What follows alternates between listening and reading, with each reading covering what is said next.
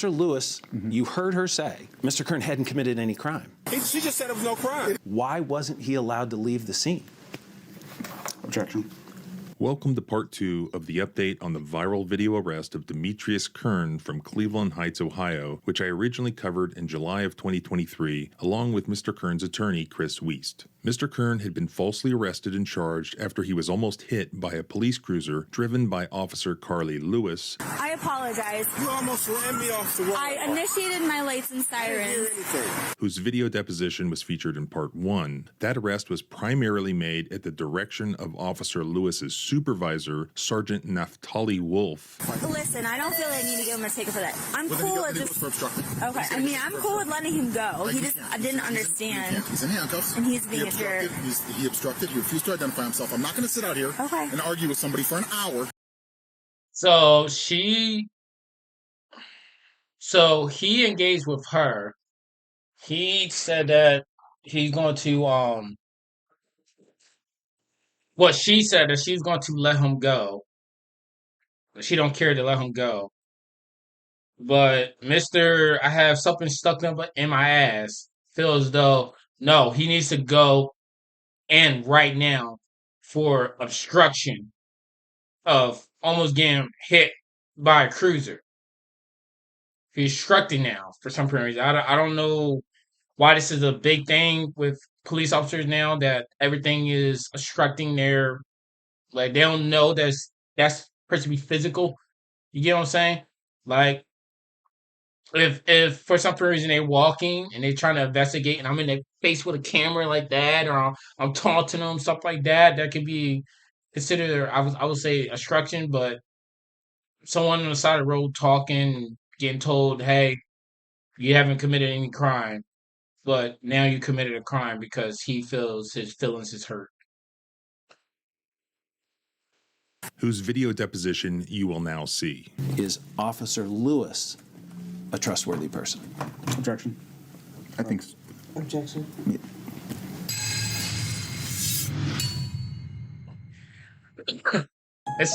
It's sad that he couldn't even answer that question. You know, I thought growing up would be the worst. But then I Oh found a way to man, hack that's it all. funny. So why are these video depositions important? There are basically 2 things that you primarily do as a civil rights lawyer. 1, taking the deposition of witnesses, which is basically just asking questions under oath in front of a court reporter, what you are seeing here. And then afterwards, 2, using the transcript of that conversation to then write briefs to the court in a persuasive way to show the court what the evidence would be if presented at trial. This is what the court then reviews in a civil rights lawsuit to decide whether to give the officers qualified immunity or whether to allow the case to proceed to a trial and then let a jury decide. To make that decision, the court has to know what the facts of the case are. This is how that happens. This footage provides a unique glimpse into the most important parts of civil rights litigation that usually takes place completely out of the public view. While technically, many times you can go review deposition transcripts after the fact, these particular depositions were videotaped so you can see them and conducted by highly experienced civil rights lawyers, which, as you'll see, can provide a compelling record of a witness's demeanor and their credibility that often goes completely unnoticed in a purely written transcript. Raise your right hand, please, sir. Do you solemnly swear the testimony you're about to give will be the truth, the whole truth, and nothing but the truth, so help you God? I do. Thank you. May I call you Sergeant? How would you like me to address you today? You can call me Nate. Nate. Okay, thank you. I appreciate that. Please call me Tom. Okay. You just heard me introduce myself. I represent Demetrius Kern, a plaintiff in a lawsuit against you. And we're here today because this is my opportunity to take your deposition. We started this process today because you swore an oath to tell the truth, the whole truth, and nothing but the truth. Fair? Correct. Okay. What does that mean to you? The truth. Okay. I don't understand your question. Sure. So some people would say, well, my truth or your truth, they're different things. What does it mean to you when you swear to tell the truth? There is only one truth. Okay. And for instance, if you capture something on a body-worn camera, we have video and audio, then whatever it shows is the truth. Is that fair? Yeah, I think so. All right.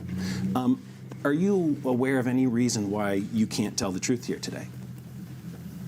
I don't understand that question. Is there any reason why today you would be unable to tell the truth? I don't know, that you've got memory problems or something like that. That's a very vague question. That's a very strangely worded question. Okay. I'm just trying to get at, you swore to tell the truth, and my question is, well, are you able to carry out that oath? I fully intend to tell the truth. Okay, and as far as you're aware, there's nothing that'll prevent you from fully telling the truth. No. Is that correct? That is correct. Okay. We learned during the Part 1 video with the video deposition of Officer Carly Lewis.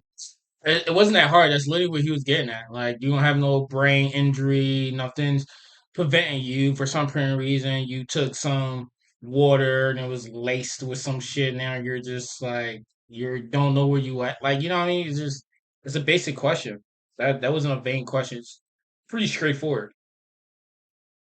That Officer Lewis didn't want to arrest or charge Demetrius Kern with any crime, that she was just following the orders of her supervisor, Sergeant Naftali Wolf. I didn't want to write Mr. Kern any citations. Sergeant Wolf ordered me to write the citation. Listen, I don't feel like I need to give him a ticket for that. I'm cool with just... Okay, I mean, I'm cool with letting him go. He just didn't understand. He's in handcuffs. And he's being a jerk.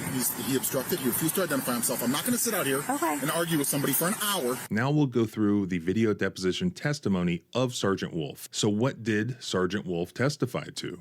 Remember that the undisputed facts are that Demetrius Kern was involved in a near collision with Officer Lewis, that he pulled over to get her name and badge number for the purpose of making a complaint about her reckless driving, and that in so doing he was filming her. I apologize. You almost ran me off the road. I initiated my lights and sirens.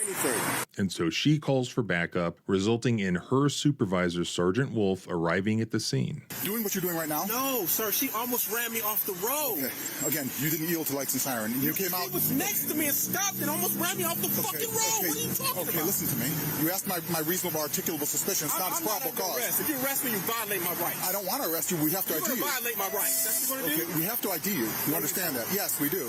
I'm going to have to arrest you if you don't identify yourself. She just said it was no crime. Listen. Obstructing is a crime. Obstructing is a crime. Identify yourself, guys. She almost ran me off the road. And then I still have to identify you. No, you don't. Yes, I do. Okay. Well, I'm going to call in for your car. You can arrest me.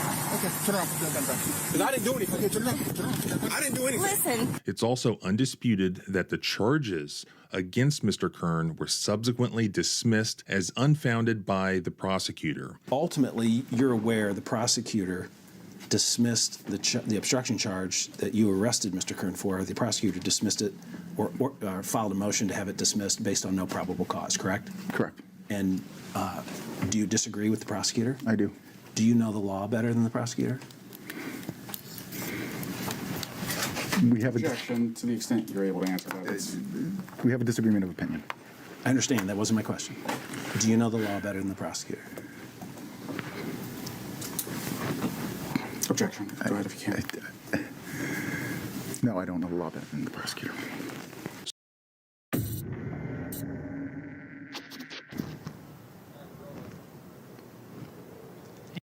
So why was Mr. Kern charged in the first place? That is the primary question here. So this is a civil lawsuit alleging a false arrest and malicious prosecution violating the Fourth Amendment rights of Mr. Kern. Sergeant Wolf admitted he has no personal knowledge that Mr. Kern failed to yield to lights and sirens. You don't have any personal knowledge that Mr. Kern failed to yield to lights and sirens, correct? Objection. Go ahead. Correct? Correct. Okay. And you don't know if Mr. Kern, in fact, had no opportunity to yield to lights and sirens, correct? Objection. I don't know. And he never asked Officer Lewis or otherwise explored the basis for any such allegation. And you never asked Officer Lewis, while you were at the scene, what facts constituted any potential charge of failing to yield, correct? Objection. I don't think so. I don't. Okay. And in other words, you don't know what opportunity Mr. Kern had to, in fact, yield before Officer Lewis cut in front of him. Objection. Is that Ask them answered. Sorry. fair to say? You don't know. No. Okay. Officer Lewis did not want to charge Mr. Kern with obstruction, but Sergeant Wolf ordered her to do so. You ordered Officer Lewis to charge him with obstructing, correct? Correct. And she did not want to charge Mr. Kern with obstruction, correct? Correct. Yes. In fact, she's said, I only did it because I was ordered to by Sergeant Wolf. Okay? I guess, I mean, I didn't hear that or whatever, but sure. He gave her the order because it, quote, took it out of her hands. Enough was enough. Like, we're not going to sit there and have court at the side of the road. And he obstructed her traffic stop, and at that point, I took it out of her hands, and yeah. And when Mr. Kern asked at the scene why he was being charged, Sergeant Wolf truthfully answered for failing to identify himself. Okay. And when he asked why, you truthfully answered him at the scene. Mm-hmm. Why? Is that correct? Yes. I'm going to have to arrest you if you don't identify yourself. She just said it was no crime. It is a Listen. crime. Obstructing is a crime. Obstructing is a crime. Identify yourself, class. Further, every reason Sergeant Wolf had to charge Mr. Kern is on body cam. And while he knew he could not prohibit a member of the public from recording law enforcement in the performance of their duties, when Sergeant Wolf arrived on the scene, that is what Mr. Kern was doing. Is it fair to say you were aware that the public has a First Amendment protected right to complain about the actions of law enforcement? Absolutely. All right. And that means a police officer cannot retaliate against someone who's engaged in protected speech. Correct. And protected speech includes complaining about the performance by law enforcement. Absolutely.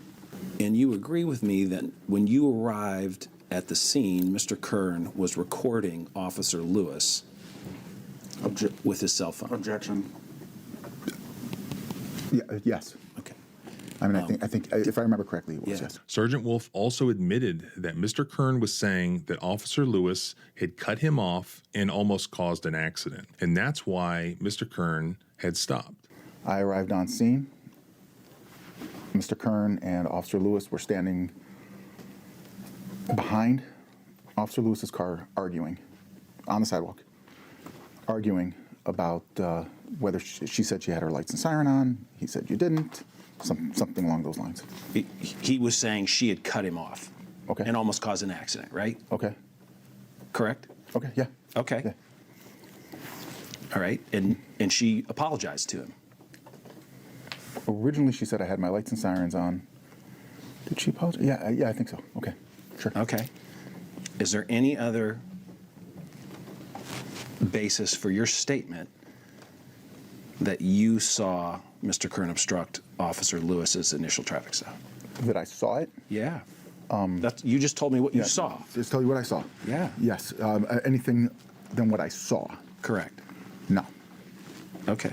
Sergeant Wolf testified that he knew he needed to do a thorough investigation of all the facts prior to arresting somebody. Here, Sergeant Wolf admitted he had no personal knowledge that Mr. Kern had any intent to purposefully obstruct or delay Officer Lewis's traffic stop, and Sergeant Wolf never obtained evidence of Mr. Kern's purpose.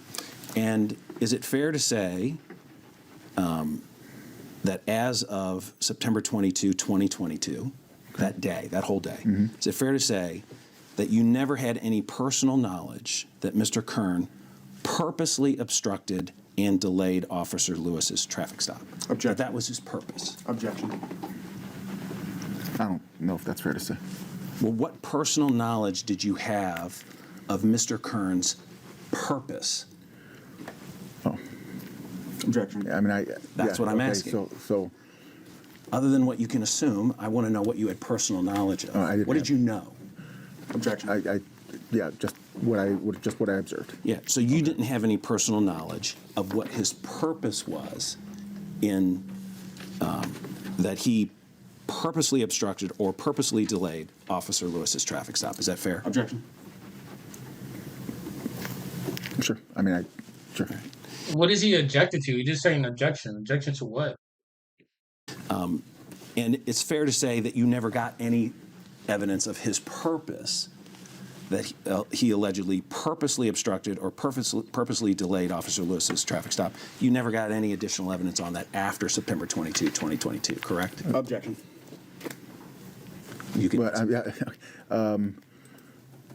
Correct. Sergeant Wolf's sole basis for the obstruction charge was him showing up, seeing Mr. Goodman's vehicle stopped, and seeing Officer Lewis and Mr. Kern, quote, arguing about whether her lights and sirens were activated. The gist of it was that Officer Lewis was not dealing with her suspect, Mr. Goodman. However, Sergeant Wolf admitted he has no evidence that Officer Lewis wasn't just standing there discussing with Mr. Kern of her own free will. You don't have any personal knowledge. You never witnessed or heard anything that Mr. Kern was somehow detaining Officer Lewis or forcing her to stand there and talk to him. Objection. Is that correct? I can't answer that question. I can't answer it about. I can't say what he intended to do. I know you don't know Yeah. his intent. You've Yeah. admitted that. My question to you is, Objection. you didn't see anything where that would cause a reasonable person to say he's forcing her to stay here against her will. Objection. Go ahead. They seemed to be in a heated discussion, argument. Correct. But do you have any evidence or proof that she wasn't standing there of her own free will? Objection.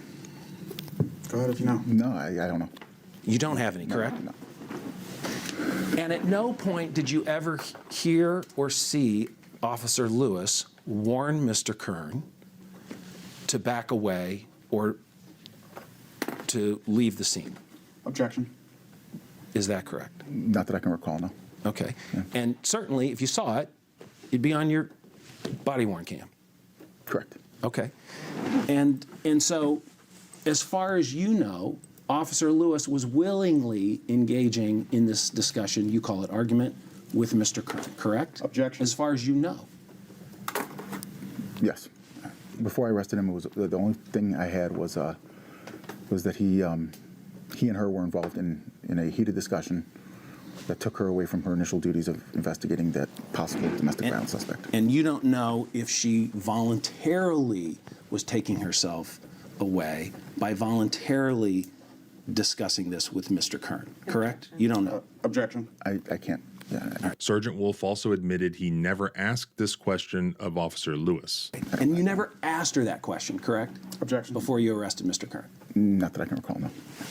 And Sergeant Wolf admitted he had no basis to dispute that Mr. Kern previously had been on the sidewalk waiting and following Officer Lewis's instructions. The statement by Officer or Lieutenant Williams also says that Mr. Kern followed her directions and waited on the sidewalk as she asked.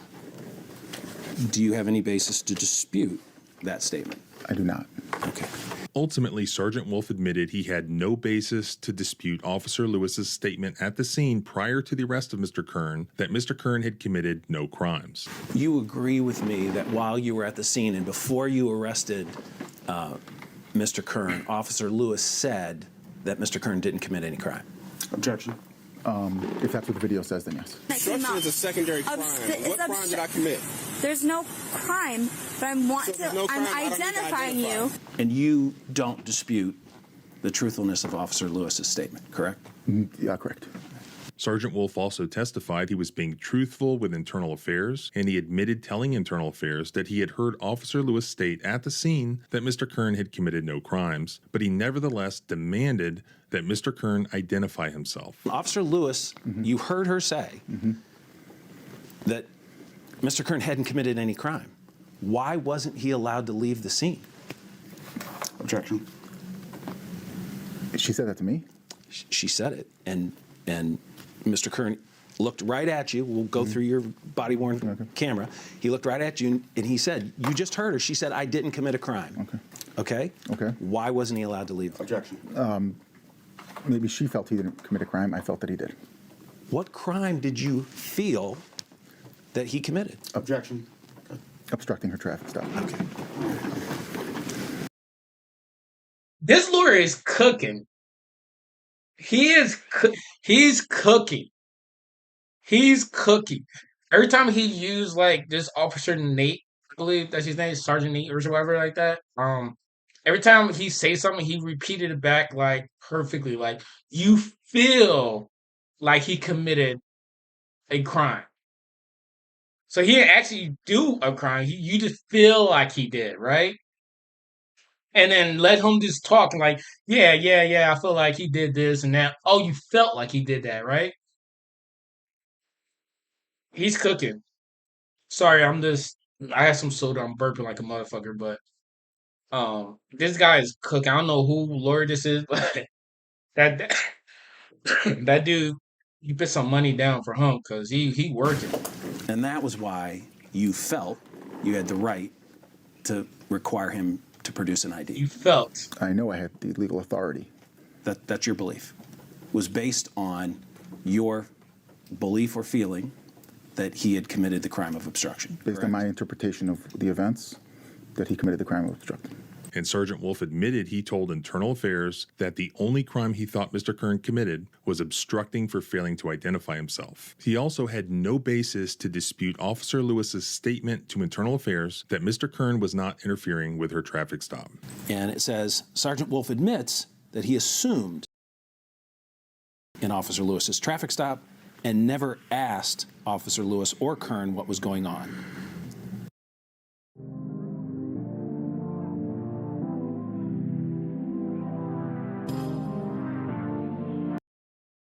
Did you say that? Yes. Okay. And was that a true statement? Yes. And he admitted that he, quote, jumped the gun in arresting Mr. Kern. You also stated, open quotes, I knew I was a little bit jumping the gun. I can tell you that, close quotes. Mm-hmm. He quotes you, so did you say it? Yes. All right. Was it a true statement? Yes. After the false arrest of Mr. Kern, Sergeant Wolf met Officer Lewis in the parking lot of the nearby Park Synagogue. One reasonable inference to draw is that this was for the purpose of generating a narrative in police reports that was inconsistent with what actually occurred. In other words, a cover-up. Has anyone at work, in relation to work, and I'm talking about within Cleveland Heights, has anyone ever accused you of not telling the truth or not being truthful or lying? Yes. Who? Detective Mathis. And what did Detective Mathis, first of all, how did you become aware of that fact? After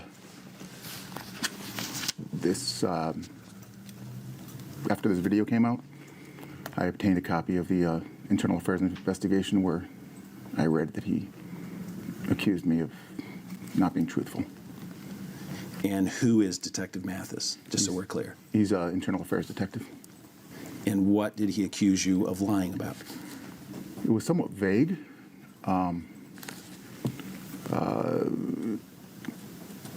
Trying to remember the exact verbiage, but something along the lines of a conversation that I had had with a platoon supervisors and Officer Lewis. How about Officer Lewis? When did you talk to her after you left the scene of the incident? Shortly after. Where were you? The parking lot of Park Synagogue. The parking lot of Park Synagogue. Why were you in the parking lot of Park Synagogue? Because sometimes that's where officers meet up to talk. It's a large, very large property. And did you go there with that purpose in mind? Yeah, oh, yes. Yes. And why were you going to a place where officers go to talk in order to meet up with Officer Lewis and talk to her? Why were you doing that? I intended to do a small counseling session. Why? At some point during this incident, or after that, I can't recall when it was exactly, during or after, she had made a comment to me that she did not want to charge Mr. Kern because she did not want to get a complaint. In fact, Sergeant Wolf could not state why he didn't have this conversation that he had with Officer Lewis at the Park Synagogue with her at the scene instead of in secret after the fact. Why didn't you just have the conversation at the moment she made the statement to you? I don't know. Why did you go to the parking lot? Presumably, is it fair to say you knew it would just be you and her in the parking lot, no one else around? Objection. That's where officers meet up to talk. I mean, was that part of your intention? You wanted to go someplace where there was no one else around? No. Why didn't you just have the conversation when she made the statement? Why did you then say, let's go somewhere else to talk about this? Objection. I can't recall. And additionally, making this look even more like a cover-up, neither Sergeant Wolf nor Officer Lewis turned on their body cams for this conversation, despite the fact that both were aware that Mr. Kern had threatened a lawsuit while at the scene. Okay. When you were I was about to say that I was thinking, in my mind, I was thinking that the lawyer was going to come up and be like, well, this is what y'all talked about on like camera or something like that, da da da. He's brung it up. But now knowing that it wasn't on camera, it just draws suspicion of why didn't you just do it right then and there? She said that she didn't want to charge the guy. Why didn't you just talk about it right then and there, do a little small little counseling? Or you could have pulled somewhere else to the side of the road because it seemed like where they was at, it was literally on the side of the road. So to pull somewhere else or just stay right there where they was at and have that little small counseling that he said he had. But make sure both body cams was off is yeah. That's what happens, man. Say something about a lawsuit, people start getting scary. in the parking lot, you never turned on your body worn cam. You never recorded this conversation you had with her, correct? Correct. All right. You knew at the time this incident occurred, you knew that Mr. Kern was already threatening a lawsuit, correct? Objection. I can't recall if I did or not. If he's on tape threatening a lawsuit, you don't dispute that at that time of the incident on September 22nd, 2022, while you were still at the scene, he was making statements about suing. I never saw the tape, so I can't recall, but maybe he did. So if it's on the tape, you're not disputing that's what he said at the scene? No, not at all. Okay, you would agree he Yeah. said it? Okay. And then once you got there, tell me about the conversation once you were there. Objection. Ask and answer. Go ahead. I'm sorry? Go ahead. It was, hey, you know, again, I can't recall exact sequence of events, okay?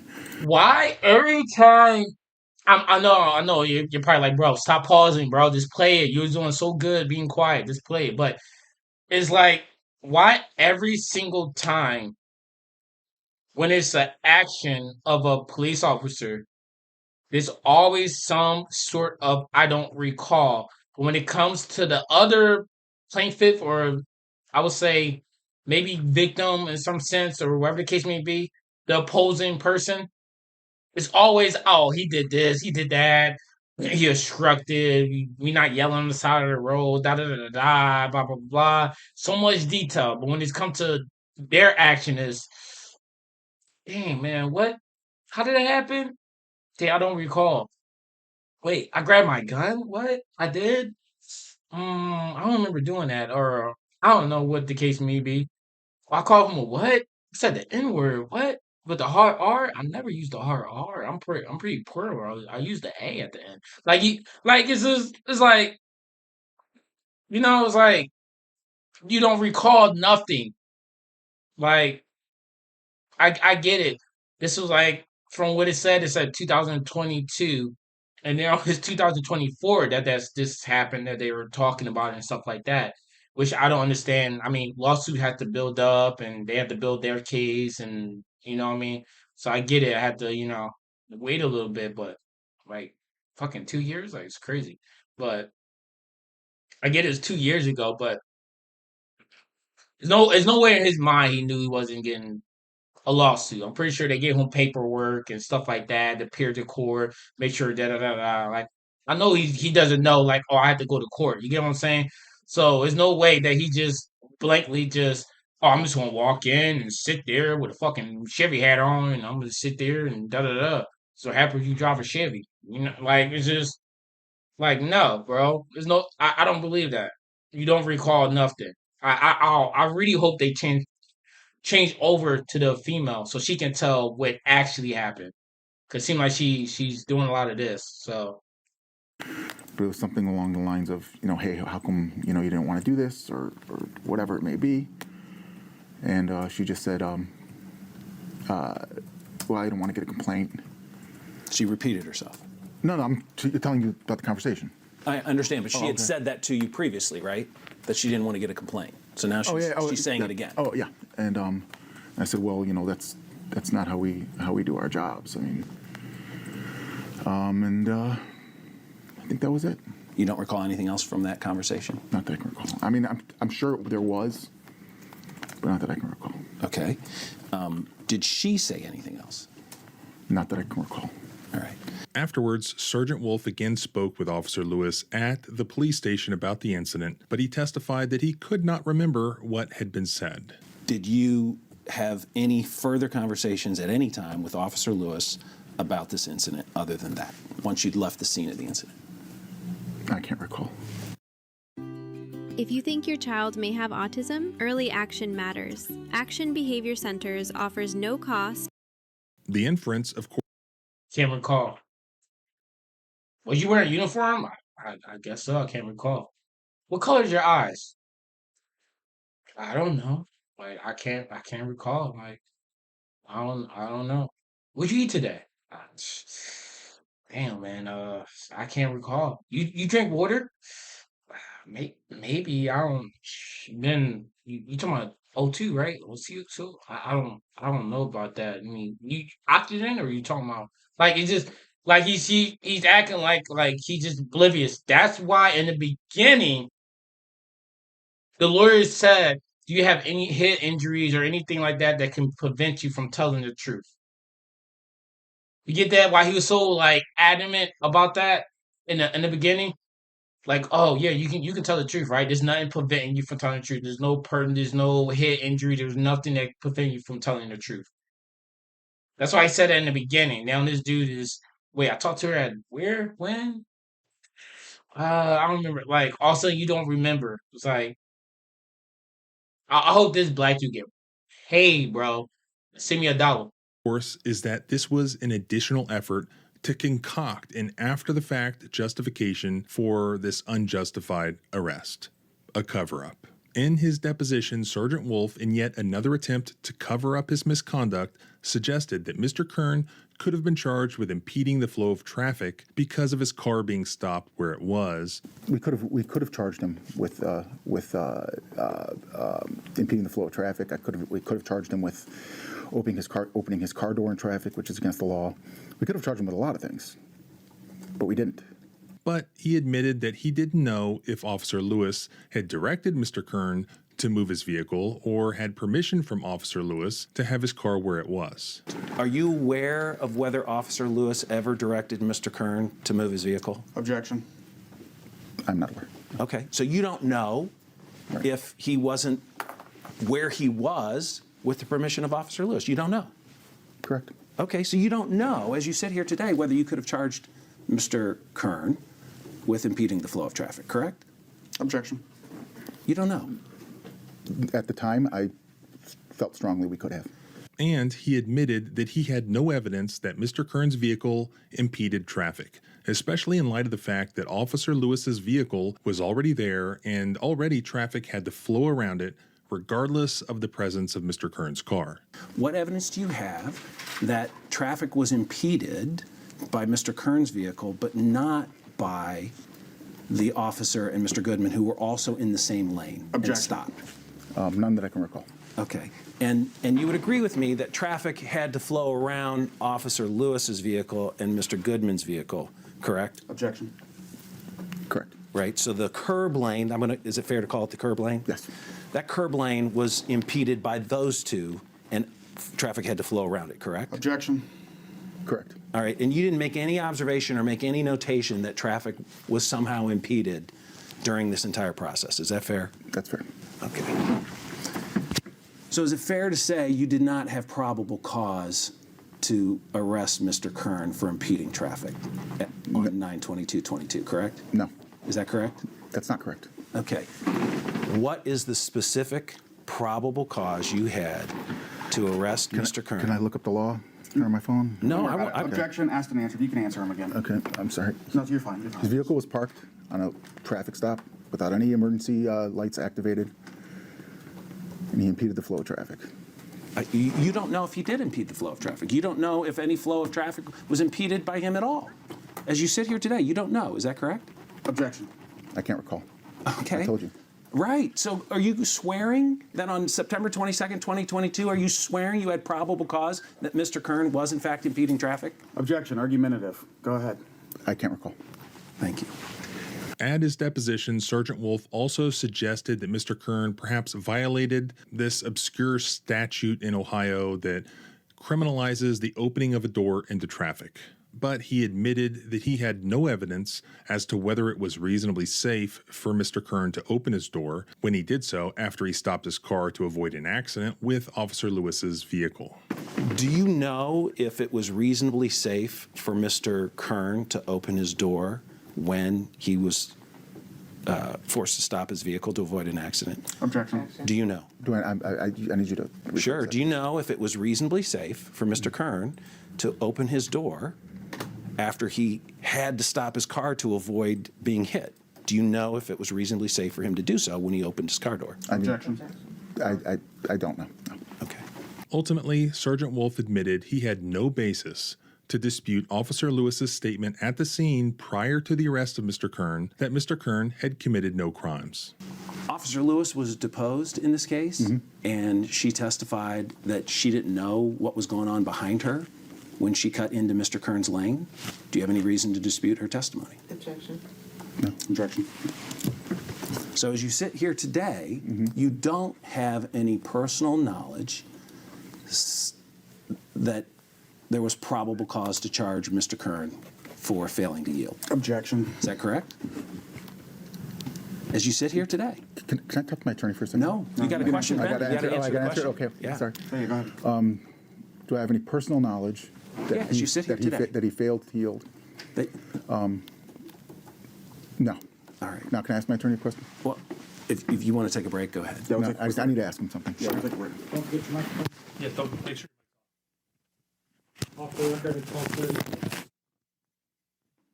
You agree with me that while you were at the scene and before you arrested Mr. Kern, Officer Lewis said that Mr. Kern didn't commit any crime? Objection. If that's what the video says, then yes. Okay. And you don't dispute the truthfulness of Officer Lewis's statement, correct? Yeah, correct. So that's the evidence. Now let's apply those facts to the law. A warrantless arrest is only reasonable under the Fourth Amendment where there is probable cause to believe that the suspect committed a criminal offense. An officer has probable cause for an arrest if the facts and circumstances within that officer's knowledge would lead a reasonable officer to believe that the suspect has committed, is committing, or is about to commit an offense. In assessing probable cause, courts look to the totality of the circumstances confronted by the officer at the time of the arrest. Because probable cause is an objective standard, courts require concrete and articulable facts from which an officer can reasonably infer criminal conduct. Courts do not consider the events that occurred after the arrest or the officer's subjective intent. Here, Spectrum Mobile helps us stay connected because when I'm on the road, we can't go to bed without seeing each other's face. So that video chat power. clearly established law leaves no doubt that merely refusing to identify is plainly insufficient to satisfy the crime of obstruction, and Officer Lewis and Sergeant Wolf otherwise lacked probable cause for an obstruction charge, just as Mr. Kern's photographing and speaking and arguing with the officers was clearly protected conduct, especially where the evidence is clear that Mr. Kern complied with the directives of Officer Lewis to stand back until she was ready to speak with him, and he did so for several minutes. Sergeant Wolf and Officer Lewis both testified that the charge of obstructing official business requires a purpose to prevent, obstruct, or delay the performance of an official act. They also both admitted they had no evidence that Mr. Kern intended to obstruct or delay, and no evidence of any purpose he had that would meet the statutory requirements of obstruction. In fact, Officer Lewis testified that Mr. Kern followed her directives and waited for her to finish with Mr. Goodman. Lack of intent aside, and other than what he said verbally, basically asking for Officer Lewis's name and badge number, Mr. Kern did no act to hamper or impede Officer Lewis's investigation. Rather, Officer Lewis thinks or speculates, after the fact by the way, that taking her eyes off Mr. Goodman's vehicle for 1 second, to tell Mr. Kern 1 second, delayed her interaction with Mr. Goodman for 1 second, even though the video shows she never slowed down her momentum to Mr. Goodman's vehicle. Even with this alleged 1 second delay, which stemmed from Mr. Kern's request for her name and badge number, it clearly fails to meet the requirement that there be a substantial stoppage of police business under Ohio law. Simply put, and even construing this evidence in the light most favorable to the officers here, it falls short under the standards that the Sixth Circuit has articulated in false arrest cases. And the after-the-fact suggestion that Mr. Kern allegedly failed to yield to lights and sirens does not change this legal conclusion. Sergeant Wolf was not a witness to any of those purported events, and he had no independent basis to disagree with Officer Lewis's statement that Mr. Kern had committed no crime. So there you have the actual facts in this case that were presented to the court by Mr. Kern's lawyers, and now I just gave you the actual argument presented to the court by Mr. Kern's lawyers. Illustrating how tough it actually is to litigate and prove one of these cases is the fact that even after all of this, the court has not yet made a decision about whether to give these officers qualified immunity or whether to allow this case to proceed to a jury trial. While I think the evidence is strong. Well, I'm not going to listen to that little bit of what he's about to say. I think everyone who's on my channel who watched this can literally sit here and watch this as an educated person can tell that it should go to trial. It should proceed to go to the jury. It should proceed to go on. There's no way in hell that you can hear his testimony of how he just don't recall this and have to go secretly have a little meeting with the officer and stuff like that. And they had another one where he just don't recall doing it. Like, no, 100%. Keep that shit pushing. Keep it going. Keep it going. There's no reason for it to stop. There's no if for some reason they just turn around and be like, I don't see any probable cause or anything like that. I think the guy he obstructed or some weird shit like that is red to the point. Like is no way a logical person can look at this and hear his testimony and be like, yeah, nah, that black guy was out of line. Nah, man, he got in the car, he obstructed, he holding the phone yelling and no, it's no fucking way. There's no way. As a logical person, is no way. But we live in a world where someone could be on Epstein files and stuff like that and still walk around freely. So, but see you on the next one. Peace.